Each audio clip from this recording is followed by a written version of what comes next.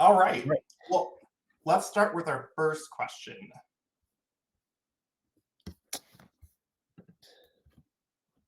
Okay. Can you offer any advice for streamlining individual notification triggers? We definitely can answer this question. I think Dave and Heather, I think you both have some thoughts on this question. Heather, did you want to go first? And then Dave, maybe follow up? Oh, I think Dan might have had some thoughts on this one. Oh, this is Dan's? My apologies. Yeah. I mixed that up. This is yours, Dan. Take it away. So we had the same challenge. We ended up having a lot of notification triggers, and then it makes the list a little bit long and squirrely. And the best advice I think I can offer is use the trigger categories feature that Zendesk released recently. It does let you group like triggers or things that take similar actions on your tickets in the same place. So at least when you're reviewing your list of triggers, it's easier that you can expand and collapse sections of triggers. The other thing that you could potentially do, depending on your use case and how involved you want to get, is liquid markup might be able to help you consolidate some of those notification triggers if they're just being based on some simple logic. So if field A is yes, send message A. If field B is, or if field A is no, send message B. Simple things like that you can do with liquid, but it takes some time to put it together. But instead of 2 triggers, you can cut it down to 1. Awesome. Thanks, Dan. Next question. All right, and I just posted a link to an article on using liquid markup. So if you haven't done that before, we do have some resources on doing it. I think that article will also point to more general information on using liquid markup in your trigger notifications. Oh, and a quick note, we did get some feedback from our last Q&A that a lot of the articles that we shared were helpful, but there wasn't any kind of really quick and easy way to find them. We will be sharing all articles that we link in our recording on YouTube. So that way, if you are watching this and you're trying to figure out a certain question, we will have articles that link to that, and we'll note which question this article is for. So appreciate that feedback, everybody. All right. So what workarounds would you recommend for trigger workflows depending on race conditions caused by API calls? I can take that one as well. So assuming that this is a situation in which you are using Zendesk to call Zendesk's API on the trigger, which some workflows can be set up to use. The challenge that you face is that your trigger tells the API to do something, and then it goes to do it, but it might not necessarily be done in time for a subsequent trigger to then take an action on that change. In that scenario, the best solution there is either it'll be to take a look and see if there's perhaps an out-of-the-box integration that you can use, or developing an actual a service to receive those calls, queue them, process them, and not be trying to rely on that update coming in before your trigger run finishes executing. It's based on the timing of how it gets processed through the Zendesk side. It won't always. The timing won't always line up. So sometimes you can wind up with something going in, something out. Thanks, Dan. And just real quick, to tie into the last question you answered, Saxon asked, I may be wrong, but I recall the last time I tried to utilize liquid markup with JSON trigger notifications, it wasn't processed as liquid. Is this expected behavior?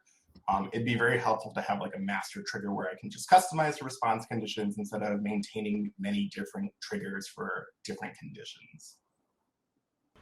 It should behave, at least with the liquid, using liquid in a notified target. I'm pretty sure I have one of those live right now. I'll check through when I'm not answering some questions and see if I can confirm that for you. Awesome. Yeah, Saxon, with Dan's response, we'll go ahead and either send this directly to you through email, or we'll reach out and send you a ticket and go ahead and submit that as well with his feedback. But thanks for that question. All right, let's move on to the next slide.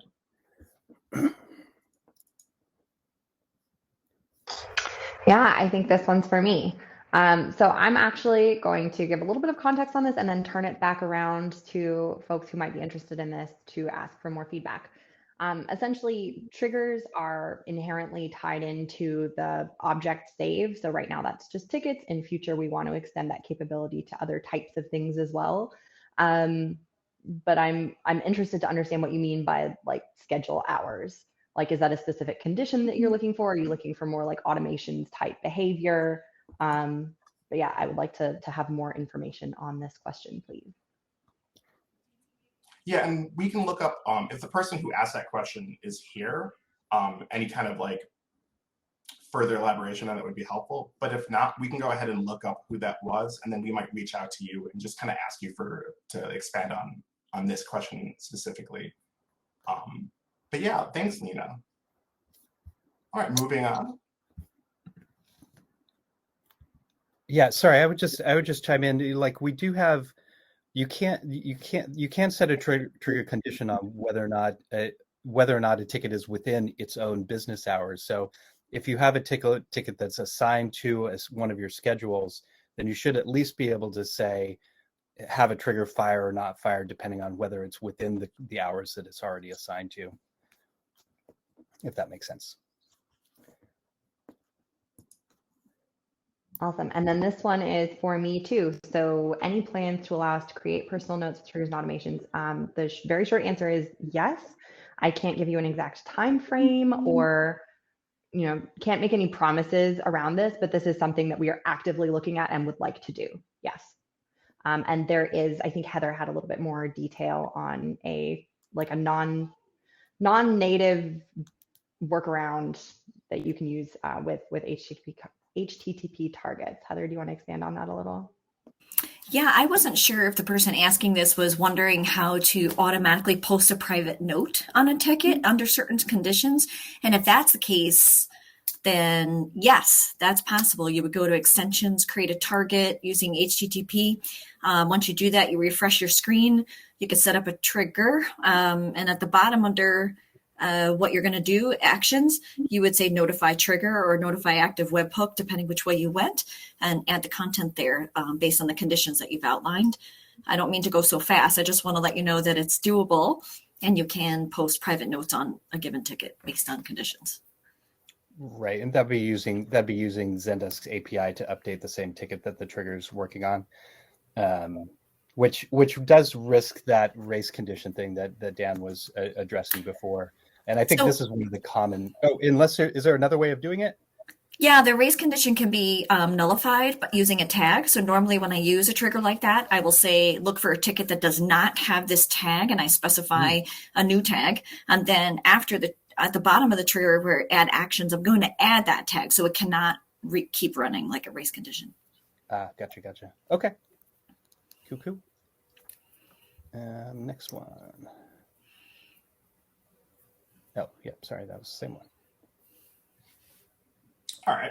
Is there any update when automations will be able to run, not just hourly, but in smaller specified increments of time? I want this too.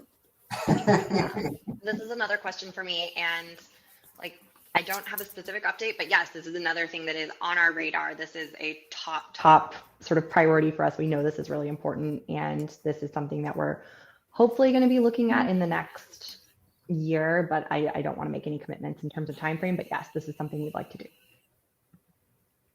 Awesome. Next question. How do I send notifications when there's only private comments on a ticket?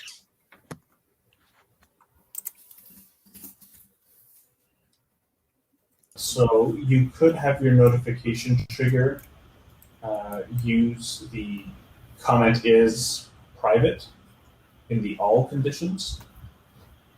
So what will happen there is if you write a private comment on a ticket and you want it to do something when you do that. Using the comment as private condition, and then you can have the notification be whatever you want. Just be careful that your customer, if there's only private comments on the ticket and the ticket is fully private, you just want to be aware that you're not sending people any emails without context of things they aren't aware of. Yeah, I was going to add that there's a condition also in triggers that are available. If you're talking about fully private tickets that you want to do this, there's a condition for privacy is ticket has no public comments or ticket has public comments, and you can use that if you're looking to notify based on a ticket that's only private notes from beginning to end. But as Dan mentioned, you don't want to send something to the customer because they can't see anything on that ticket. So you want to be careful what you're sending if it's to the customer. If it's to management or an agent, that'll be fine, likely. Awesome. Next up, we have, what advice would you give for someone that wants to improve workflow efficiency, but is new to triggers? Brett, could you give some advice on this? I feel like we've answered also this question before at previous trigger AMAs. Yeah, so the best advice I can give is to get familiar with the triggers, conditions, and actions reference article that we have. If you don't understand what the actions and conditions actually do, you're not going to have a fun time creating triggers to optimize your workflow. So that's probably the best advice I can give. And then don't be afraid to test with a small group of agents. You don't have to make these triggers available to like such a wide net of customers or users. Definitely, for me, myself, I've created so many dummy profiles to do some testing on my own, making sure that I'm, applying specific tags to my triggers to make sure that they only fire in specific use cases. So that way it doesn't get sent out to all our users. Right, Brett. So like you might create a trigger that says that, and you include an extra condition that's like tag includes, the tag has to include test trigger tag. And then you create a trigger that includes that tag so that exactly. It'll be like tags contains one of the following, and then the tag that you're using for your testing phase is how I recommend going about it. Awesome. And I believe, Dave, you linked the article that Brett was referencing. The trigger conditions and action reference. I put that in the chat as well. Perfect. All right. Well, thanks, Brett. Also say hi to Baby Rory for me. I shall. All right. Next up, can you recommend any best practices for triggers and automations when multiple business units use the same instance? Again, Brett or Dave, do you have any advice on this? I know this is a little similar to what we just answered. Well, so using the trigger categories can be a good way to keep the triggers kind of organized. I'd also recommend, coming up with a naming convention for the triggers as well. That can also help. And triggers have a description field where you can add information about the trigger there. And that's a good place to let people know like what the purpose of the trigger is, who's responsible for it, who created it and who's responsible for maintaining it, so that 6 months down the line, when someone else is looking at it and trying to figure out what it is, who did it and what it's for, they've got someone that they can talk to. In any sort of programming thing, documentation is key. The more you have written down, the easier it's going to be to maintain in the future. Awesome. And then Heather, I felt like you also had something to add to this. Yeah. I've seen this multiple times, and usually what happens with Zendesk is one department, maybe two, decide to adopt Zendesk, and then all of a sudden word gets out that this tool is pretty good, and then everybody wants to get on it. What I would say from an administrative perspective is try to stay as harmonized as you can in their workflows from end to end for all departments. Try not to make things too granular department by department, because your triggers will start to trip over each other if you don't have a really clear way of handling the incoming tickets and process tickets and all that good stuff. So normally what I try to do is I keep as many things as I can standardized across the instance. For example, I kind of want the whole instance to decide that 4 days from solved to closed is a good solved to closed automation, right? I don't want to split that up. Or every time a ticket comes in, it's the same notification across, no matter what channel they come in on. Well, that's not true because chat would be different, but no matter what email they come in on. So I could just use one trigger in those situations. Where it diverges, I'm going to be very specific. I'm going to exclude that set of groups or this brand or whatever from the tick trigger. Then I'm going to clone that trigger and apply it to the new department and then make the tweaks that I need to make. So I just thought I would say that out loud in case it helps anybody thinking through it. Thanks for sharing. And I did notice we're getting a couple questions that are really fundamental questions. I'm like, how do I manage my triggers? How do I test my triggers? What if I'm making changes and I'm afraid that those changes are going to like bottom out everything I worked on previously? And shameless plug, the Help Center has a ton of articles on just like going about workflows and how to maintain your triggers and stuff like that. We'll try to make sure that our summary article has that content in it, but I can't stress enough how much like great materials there. So if you ever are like taking your first steps in this kind of space, please go ahead and check out some of the articles that Dave just linked. So thanks, Dave. And like, it will definitely be a good like first step and a really great guide in that space. Oh, sorry, I didn't mean to cut you off, Heather. No, I didn't mean to interrupt. I just wanted to say, usually what I'll do is when I'm tweaking the trigger, I'm going to think really carefully about who this is going to impact. And you'll hear me say it 1,000 times. You'll hear me post this. You'll see me post this in the community too a lot. If you happen to be on Enterprise, activate your archive email functionality. Go get a separate email. You can even use your own, but that blows up your email.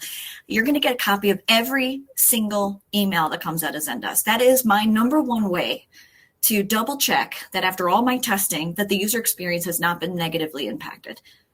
So I would and monitor those emails every time that you make a change to the trigger. Sounds like a lot, but it really does help. No, thanks for sharing. And again, if anyone has any follow-ups to what we're talking about or like any personal examples that they want to let us know that they have questions on related to stuff like this, please drop it in the Q&A. We do want to make sure we answer those questions at least after the event. But let's move on to the next question. All right. Oh, this is for Nina, definitely. When will the workflows work the same on all channels?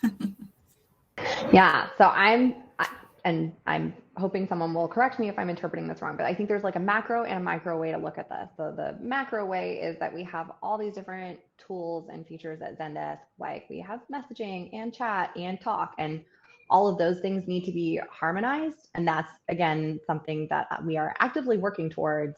I've been in conversations with the messaging product team, and we're talking about ways that we can consolidate and make things easier to use across the different Zendesk product lines.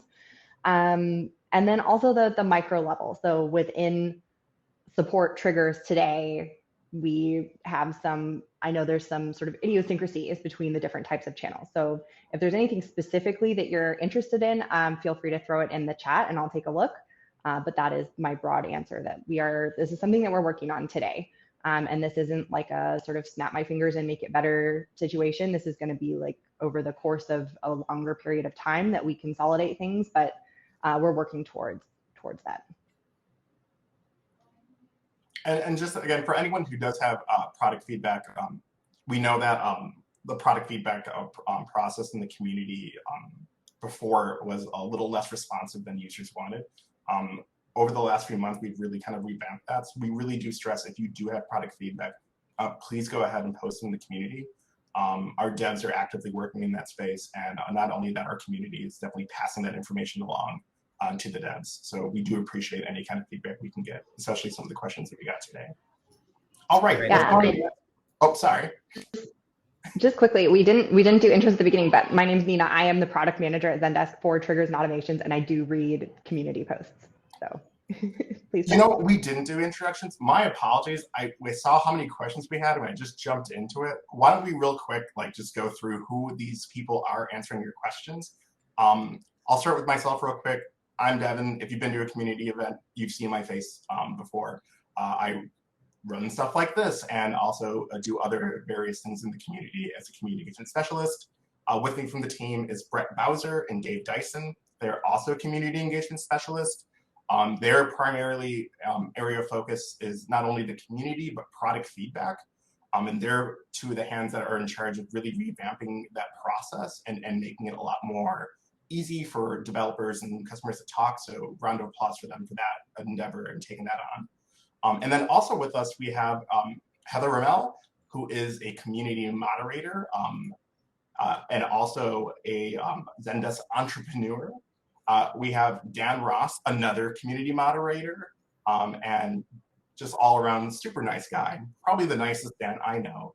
And then we have Chandra, who's also a community manager and is just fantastic in every way and really knowledgeable on a lot of areas of the Zendesk product. So those are your experts. That is us. Again, my apologies for skipping that introduction.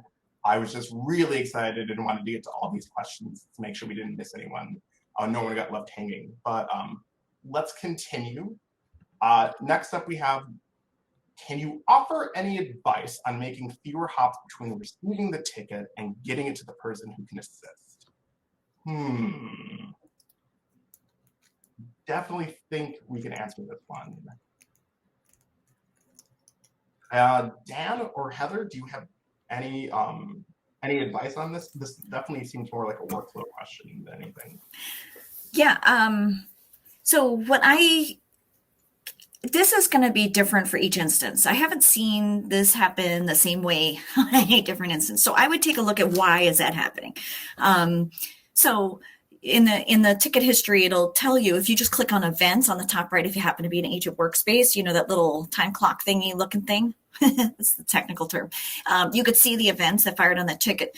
So a lot of times what you'll need to do is change the triggers that are handling what happens when a ticket comes in. And you might need to look at what channel those are coming in on and treating them differently, or what kinds of things they're asking about, or what form they used if they happen to use their support portal. Those are the kinds of things that you can look for. For example, if you're just like lumping all your tickets into one group to start with, and then they're acting as a triage, that's actually a good way to start out in Zendesk. But what you want to do is start to look towards a way to automate that and have specialized teams that have different skills that can handle certain things like billing, refunds, where's my order, stuff like that. And based on what channel they come in on, if you happen to get your users to use your support portal, you can have them select what issue are you having, and they select billing. Well, guess what? You can use a form in Zendesk and have that surfaced on the support portal. When that ticket gets created, your trigger should say, when a ticket is created and the form billing is used, route it to this group. And that should do some more efficiency, show you some more efficiency gains than just kind of lumping them all into one place. Other than that, I would want to hear a little bit more about what you're seeing on your instance. Yeah, it just and there's a more, if you're on like the support enterprise plan or the suite professional or enterprise, we also have skills-based routing, which is just kind of a more sophisticated way of doing what Heather's describing, which you can do on any plan, right?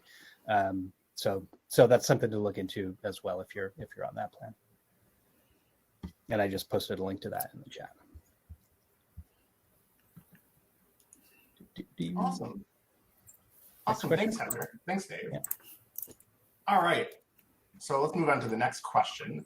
Oh, this looks like it's going to be a product question. Whenever I see the words will or when, I know where it's going to. Will we ever be able to test a trigger before saving it to production? So this is a tricky one. We know on the product development side that change management in triggers world is a huge problem, and that triggers can be very scalable. And I've had someone tell me once that they feel like they have to go in with surgical precision, and that's not ideal. We really do want to find a way to test a trigger Unfortunately, it's not a straightforward fix. We do have our team actively working on a potential solution, but I can't promise a time frame. So this is something that we're looking at. We know it's a big problem. Thank you for continually reminding us of this. It's really important. And yeah, no time frame, but yes, we're looking at this. Yeah, we do. I'll just chime in again. We do have the sandbox feature is, so if that's something that you have available, that's a way that you can, that's a place that you can kind of safely test triggers as well, and other business rules. And on the note of sandboxes, we know we have a bug right now if you're using trigger categories with sandboxes that we're trying to fix in the next couple. So if you do run into that, that is known. But yes, sandboxes are a great environment to test if you have access. All right, let's move on to the next question. Any advice on how other companies use triggers, automations, and workflows to improve their process? This is a great question. Again, kind of tied to the idea of like this general, how do I use and like what are the best practices? Brett, would you be able to give us a little insight on this? Or Heather or Dave? I know there was a few opinions on this question. I am chomping at the bit to answer this, but there's never enough time. So I'm just going to give you broad categories, and you guys, I'm hoping to whet your appetite. So one of them, I wonder what this person had in mind when they asked this. You know, are they looking for like, oh, what's the most widely used like enhancement to like an instance that they just bought, and they're like, wow, what else can it do? And if that's the case, I want to tell you, some of the most popular things that I see as enhancements in a Zendesk instance is to put in triggers and automations that do the following. Bump solve, which means any ticket in a pending status will automatically send a notification to the customer twice and then automatically solve that ticket if that customer doesn't respond. Huge, easy, simple. Don't forget to reset the workflow if you're putting it together. Another thing I see all the time is something we talked about a little while ago, automatic private comments on a ticket under certain scenarios. For example, if I know that this is a VIP customer and they need to be handled in a certain way, I can look at a field on the user level that gets carried over to the ticket level as far as tags are concerned, and automatically post a private comment to that ticket for the agent that's picking it up and say, don't forget to handle this ticket in this manner. Another thing that I see is automatically adding an email as a CC on all tickets in an organization. So there's a hacky way that, because it doesn't come out of the box with Zendesk, you would add a field on the organization, put the person's email that you want to always be CC'd on that, and you're going to set up some fancy extensions, HTTP target stuff that's going to add their email to every ticket that's created under that organization. There's an article on that in the community. And then I've also seen people use Zendesk for change management. So if you need to approve something before it can go ahead and get moved into a prod environment or anything along that line, I've seen them use a form for change management, and then certain groups and certain tags and certain things have to happen in order for that ticket to be able to move along in its workflow. Okay, so that's a lot. We'll have summaries of all these answers in a help article. So if you missed anything, a lot of the great information that was just shared, we got you covered. Dave, did you have anything else that you wanted to add to that? I saw that you also had a few notes on this as well.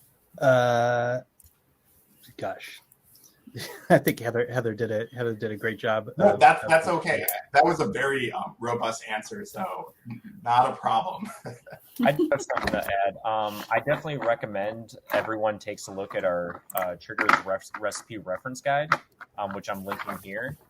But this will actually provide a lot of useful triggers that some of our customers have used in their own Zendesk instance to optimize their support accounts. So take a look at this link that I'm sharing. There's a ton of trigger recipes, and it'll walk you through how to set up each of those triggers for your business. Oh, and I did. So we have our user tips and tricks topic in the community, and there are some workflow and trigger and automation related tips there that have been added by your peers, other users, or folks like Chandra and Dan and and Heather, some of our moderators. And here is, if you go, here's a URL that is what you get if you search our community for triggers and workflows, and that might turn up some useful things for you. But if you just go to the community, know that you can search. Once you search for trigger workflow, something like that, you can select community, and then you can narrow that in for the user tips and tricks, and that'll narrow it down to some things that might be helpful. Just kind of one more item in there. One really valuable set of workflows that we've found has been really helpful for us has been integrating it with our company's instant messaging tool. We're using Slack, as I imagine a lot of other organizations are. There are, using HTTP targets, you have the ability to basically set conditions for things to happen on your trigger and then get a notification about it as soon as it happens. So we've used that to watch for high priority tickets that come in, and then we instantly want to let our perhaps our escalations teams know, or when we have a ticket that gets a negative CSAT evaluation from a customer, we want our managers to be able to know and be able to follow up with the customer right away. Being able to get instant notifications when something has occurred on a ticket has been really helpful for improving our responsiveness to the things that really need to be responded to quickly. Awesome. Thanks, Dan. It's pronounced Chandra. I got your back, Chandra. He only knows that because he gets yelled at all the time. Thank you. Oh my gosh, Thanks and apologies. Chandra is spicy today, and I got your back. Oh man! Not only was I called out, but I got to see Chandra also call out. This is the best event we've done this whole year. Well, speaking of Chandra, I think the next question is for you. And what is the best way to order triggers in automation? You had a few notes on this, and definitely a lot of thoughts. Yeah, and I think it's really just kind of depends. And there's lots of resources on the community and help articles just about this. But how I kind of like to think of it is just kind of stepping back and thinking, well, first, what are the triggers that we have right now? You need to know what they do and what might impact the other. But also just kind of like taking a step back and thinking of the overall ticket workflow. What are those triggers that need to happen first? Those ticket created things, all of that should be at the very top. Then you kind of think of what happens kind of in the middle. So changing statuses, maybe a group reassignment, adding tags, things like that kind of go in the middle. And again, keeping in mind that other triggers can impact other triggers. And then towards the end, but not at the very end, is my recommendation, is more of the things that are solved. So those CSATs being sent, things like that. And I like to bucket at the very end anything that can trigger at any time. So kind of like Jen was mentioning, I have a notification in Slack whenever I get mentioned in any ticket, so I can keep an eye on things that need my immediate attention. And that can fire at any time. So I put it at the very end. So then when I add new triggers, I only have to focus on to see where I need to do it. And then I think a few people have mentioned this already, but trigger categories, game changer when that feature was rolled out, just in terms of keeping things organized and understanding where things should kind of flow in the ordering. And just a little plug, in the digest, we actually have the tip, how to create Slack notifications when a ticket reaches a specific threshold, which is kind of similar to what Chandra was describing. So if you are looking for like any kind of like tip on how to go ahead and implement that, it's right there, and I will share a link to that as well. All right.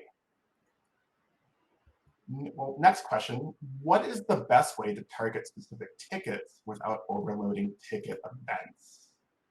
Ooh. Brett, you had some notes on this, right? Yeah, it kind of goes back to what Dave and I mentioned previously about using ticket tags.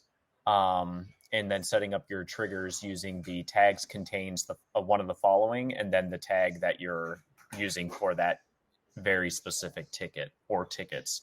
So and these tags can be applied via another trigger, or they can be applied using a macro. I know a lot of customers prefer to use the macro instead of manually typing in the tag into these tickets, just because it reduces user error in those areas. So That's just what I wanted to mention, is just using tags to kind of target those tickets that you want to fire those triggers on.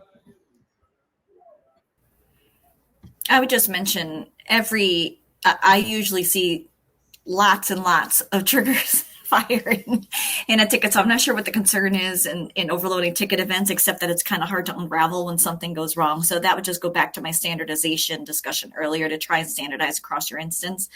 And then exclude certain scenarios if you need to go specific in the main triggers, and create a whole new set of triggers for the ones that you're doing a specific workflow for. And you should avoid this trigger fires on everything, and then this one comes along to correct it. Just try to avoid that altogether if you can.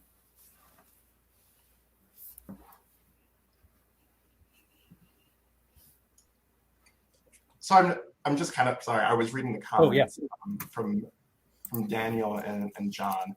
I'm going to mention these, and let's see if we can maybe just get some thoughts on this. Daniel asks, on the topic mentioned earlier of how to separate triggers for different business units, you guys, could we consider supporting different states or branches so as to separate more thoroughly business logic for different units? So that's definitely sounds more like a feedback question, which we might not be able to address now, but I did want to throw it out there in case anyone had any thoughts on it, or even potential workarounds for the problem Daniel's kind of presenting. And if not, we can go ahead and kind of work through this later. And then John asks, we have so many triggers and automations from the 10 years of using Zendesk, it's kind of a mess. Now, to be honest, how do you recommend documenting triggers and automations, and are there any best practices on this? I'll start off by saying a lot of what we've kind of been linking in the chat right now, there's a lot of documentation that can help with organizing triggers, especially 10 years of triggers. I imagine that is a long list. Unfortunately, there's no silver bullet solution that would solve that problem. But there are best practices that we've recommended. If you have specific issues though that you're running into with trying to organize your triggers, that information we'd love to know, and we might be able to kind of go ahead and offer a little bit more targeted advice for that issue. But too many triggers and 10 years of triggers is definitely something we see a lot in the community and support tickets. Yeah, I would also mention that setting up an auditing session of going through your triggers on a quarterly basis, because you can sort your triggers by usage and see which ones aren't being used very often, because you might be able to kind of consolidate those into some of your other existing triggers, or perhaps you just don't need them anymore. So the best advice I can offer in that area is just to throw a reoccurring event on your calendar to go through this auditing process and audit your triggers to make sure that they are being used, and if they're not, that you're removing them or updating them. Right, and if you're doing that, then you could take notes of that in the descriptions of your triggers too. It's this was last reviewed, on June 6th or 2021, so that that it's oh, this one's already been looked at, so that you don't need to review it again. As someone who's gone through the pain of a trigger audit recently, that description field it's there for a reason. Save future you a lot of confusion. Use that description field. Tell your future self what that trigger does. You'll thank yourself for it later. Awesome. Okay. And thanks, Raphael, for that your call out of the trigger categories. I'm glad to hear that. We're definitely glad to hear that that's helpful. All right, so our next question, which definitely is a feedback question. Will we see a feature to export all existing triggers as default? Yeah, so yep, that's a question for me. The short answer is no.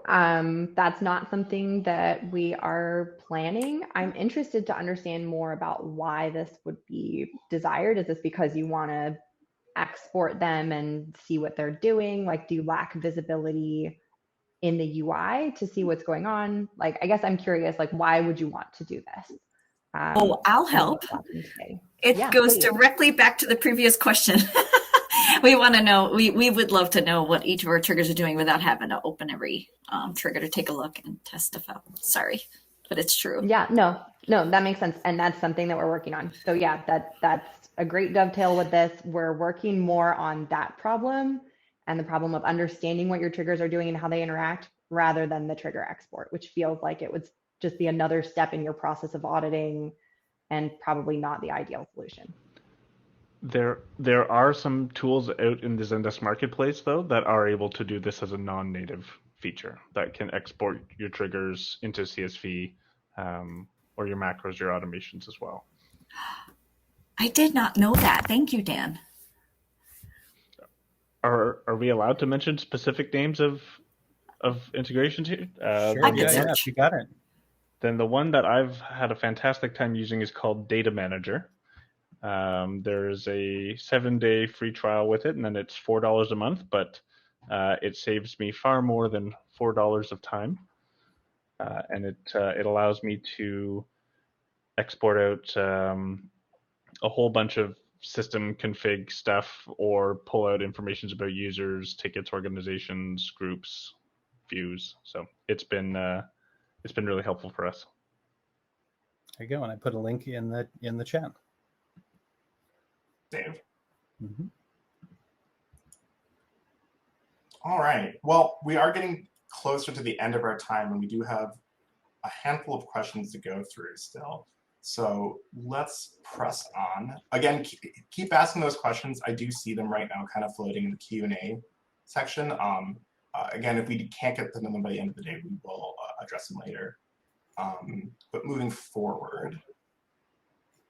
Yeah, I can answer this one very quickly. Can we have the option to add attachment in the triggers? That's something that we're looking at. Yeah, so not right this minute, but looking at it. And also in conditions. Awesome.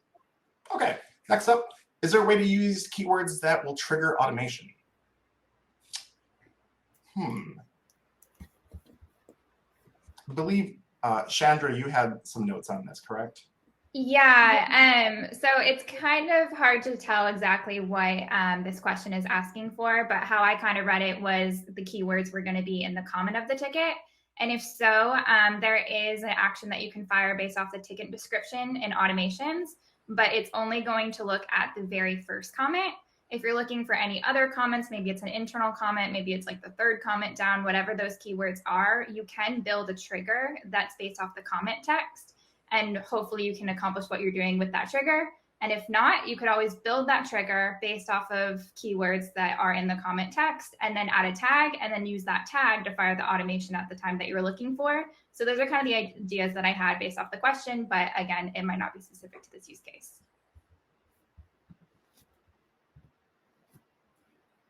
Thanks, Chandra. Next up, what is the best way to tell if a trigger is not working or out of date? I've definitely seen this question in the community before. Dan, do you get any advice on this? Well, the out of date part, I think Brett mentioned it earlier. You can sort your triggers by usage. I think for it's the last 7, 14, or 30 days. I like turning it on to 30 days, and if it's not seeing any use, then it's a pretty good candidate to investigate for some housekeeping. Awesome. On the product side, this isn't like an immediate answer, but this is something that we're looking at as well, having to trying to proactively surface this to admins more to help you maintain the health of your instances. Thanks, Nina. And then I know I noticed that Heather and Chandra, you both had kind of notes on this as well. Anything else that you want to add to that one? Nope, mine was brought up earlier. It's good to go. Awesome. Perfect. All right. So next up, why can't we use Department of Zendesk Chat as condition of automation and trigger? Well, I can't answer why we can't use it. But my workaround, and it's I haven't looked at it very recently, but the last time I looked at it, what we were doing was once the ticket was created, then my workaround has been to use the group and plus that channel saying it came in from chat, so I can use triggers and automations in that way. I'm not sure what the use case exactly was behind this question, but that's how I usually fire off on the tickets that were created from chat. through a certain department, because that becomes a group in Zendesk if you've set it up that way. Also, depending if you're using Agent Workspace, in Agent Workspace with Zendesk Chat, your ticket groups are departments. Yeah. So then you have a little bit more flexibility in that regard as well. Awesome. All right. Ooh, another feedback question. When will triggers and automation be integrated as a feature? I thought this was a really interesting question. So thank you for asking this. This is something that we're looking at, but I'm really curious to understand what the desire is here. Like the way that I think about triggers and automations is they're fundamentally pretty different. Like they feel the same with their, they have conditions and actions. They're basically if then rules, but they have quite different use cases, and the triggers are very tied into the object save and like persisting the correct data. And I guess what would be helpful about having them integrated? Because that is something that we're considering and we're looking at, but I genuinely am not convinced that that is the right call. So yeah, try to convince me, please. Yeah, and if this is something that is coming up in the community, we might be able to ask this question after this event on behalf of the user and see what the rest of the community thinks about that. Awesome. Yeah, I've chatted to quite a few customers about this, and I'm very interested. All right, perfect. Yeah, we'll definitely not let this one rest and see what we can get some feedback for sure. All right, so our next question: how do I set up tags and triggers in views? Kind of a very open-ended but answerable question. Sure. Yeah. Yeah. I mean, setting up tags is easy. I just put an article that talks about tags. There's really no setup to do with tags. It's just you create the tags that you want to create. For a lot of times, rather than using tags, if you've got a defined set of values, that isn't going to change a lot over time, then it can be useful to use like drop-down fields can be a useful way, because those are going to add tags to the ticket. That's how they work. But then you can use those drop-down fields and triggers and automations as well, the values of those.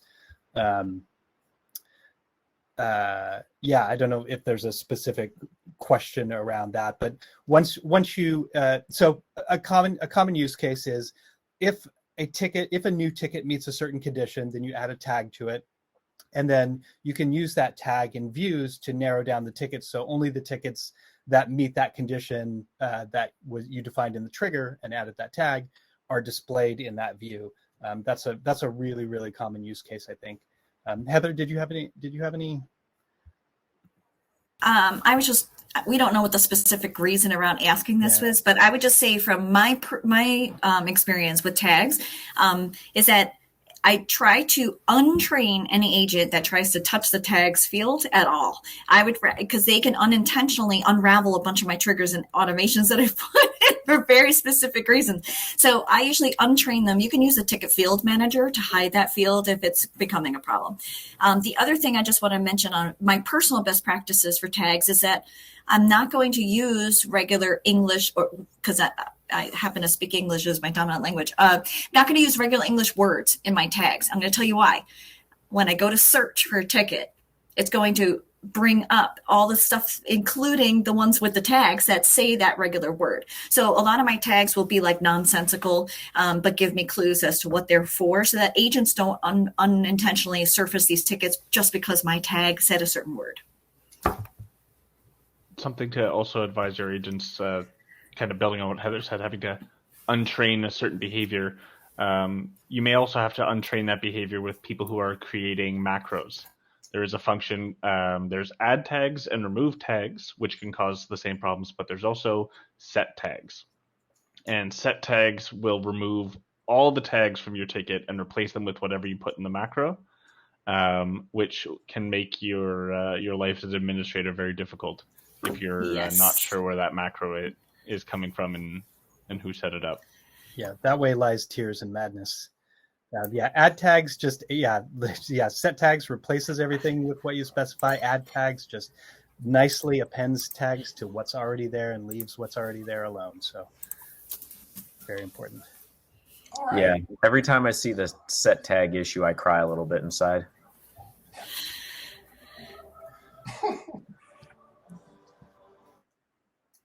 All right, so next up, can you make it easier to locate triggers that use a specific field? Yeah, this exists. This exists today. It was released earlier this year, I want to say, as part of advanced search and filter for triggers. So if you just go to triggers, you can search. You can filter down for triggers that use a specific field. You can filter for the actual value on that field. This is a thing. Please let us know if you have feedback on it. Product feedback works. Product gets updated. Awesome. All right, next up. Ooh, can we have the same conditions as for triggers and automations available also for views? Yep, similar to my answer earlier around unifying sort of the experience across channels. This is something that we're working on. So no immediate time frame, but yep, working on it. All right. And we talked about this a little bit in other answers, but Dan, I think you definitely had some thoughts on this. Any advice on how to use liquid markup? A little open-ended, but we can still kind of enter it. Cautiously and sparingly. Liquid markup is very powerful, but it takes some time to get it right, especially if you don't have previous experience with markup languages. It can quickly take something that was complex and then just make it even more complex, and can make it a little bit difficult to unravel later. Perhaps one of the bigger challenges is that when you're putting the liquid markup in, especially if you're using it with notified targets, it will process, but the JSON validator doesn't recognize that the liquid markup, it tries to think that it's JSON. And then it gets angry at you, so that it tells you you're making an error when everything could be completely fine. So it's a trial and error process. It's a sandbox is your friend, and really work through and test it out and build it incrementally. Don't try to build a big multi-branching liquid trigger. Start with a simple if this, then that, with 2 options, and then work on adding more else if conditions or other complexities you need. Backing up your liquid triggers as well somewhere else is also a good practice. Awesome, thanks, Dan. And I know, Dave, you just linked a couple articles that are really helpful on those. The next question was basically the same. Advice on liquid. So we kind of covered both those at the same time. Perfect. Next question is, right now, we are only using the default marking solved, tickets closed. Is there a better way to do this via automations? Yeah, I don't know what that meant by better way. The way I'm reading this is that you're talking about the Zendesk automation that moves tickets from solved to closed under a certain number of hours. And so, I mean, I have had it where we look at how long it takes from a ticket to go from solved to closed, and then adjust at that time frame. And one of the biggest reasons that that make us do that is, how long does it take a customer to reply to their CSAT request, the customer satisfaction request? Because if they try to reply after the ticket's closed, sorry, out of luck. So I have, on some of my instances that I've worked on, we've extended that to 7 or 10 days, depending on the business model. So I just thought that I would mention that. And maybe I have split that automation to, if certain organizations or certain conditions lead to that longer CSAT response rate, I have split that automation to look at certain conditions and auto solve those tickets accordingly. I'm hoping that answers the question. Awesome. Thanks, Heather. Next up, are all automations top-down built in by Zendesk, or better to build our own bottom-up? So my response is, start with the Zendesk built-in ones. Look at the language first, look at the text first, and then start to tweak that out using test tickets. Make sure you test not only as an agent, But with an end user profile, someone else said it. We have multiple end user profiles that we test with. Try that, and then start looking at the conditions, and then altering it from there. But I like to use the built-in ones and then map it out from there. Awesome. I know we are definitely at the end of time for our event. We do have a few questions left, so for those who need to go, we do completely understand. We're going to try to get through these last 4 or 5, and then we'll go ahead and take the questions that were asked in the Q&A section and go work on answering those and then publish those later. But let's move on to the next few questions. I know a couple of them are also feedback questions, like this one. Will there be support for more powerful ticket manipulations on triggers? Yes, is the short answer. We are working on this. We're working on this across a couple of dimensions, both working with objects that aren't tickets, like trying to create user triggers. I don't have an ETA for this, but it's something that we're actively working on, as well as adding new conditions and actions that I know are missing. Like we talked about attachments earlier. I know there's wanting to add like internal comments and public comments. Those types of things are all things that we're hope to be able to release. Yes.